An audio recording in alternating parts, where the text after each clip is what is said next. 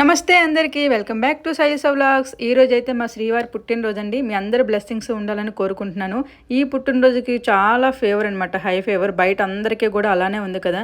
నేను 10 days ఊరెళ్ళి వచ్చాను కదా, ఆయన కంటిన్యూస్గా బయట ఫుడ్ తినడం వల్ల తొందరగా వచ్చేసింది అనమాట ఫేవరు. ఎంతకీ తగ్గడం లేదు. హై ఫేవర్ ముందు రోజు వరకు అస్సలు లెగలేకపోయేవారు అనమాట. ఈ సంవత్సరం ఇంకా ఇలా అయిపోయింది ఏంటబ్బా అనుకుంటూ ఉన్నాం. లక్కీగా కరెక్ట్గా బర్త్డే రోజుకి వస్తారు కొంచెం యాక్టివ్గా ఉన్నారనమాట.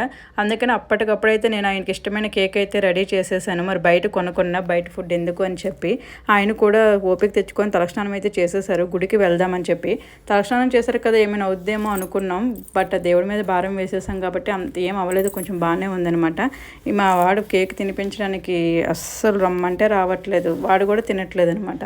తర్వాత గుడికైతే వెళ్ళేసాం. అక్కడ మాత్రం మొక్కేస్తున్నాడు చూడండి, పంతుల్లాగా పూజారి అయిపోతాడు అనమాట. గుడిని చూడగానే, దేవుడిని చూడగానే ఈ రకంగా అయితే బర్త్డే అయితే అయిపోతుంది.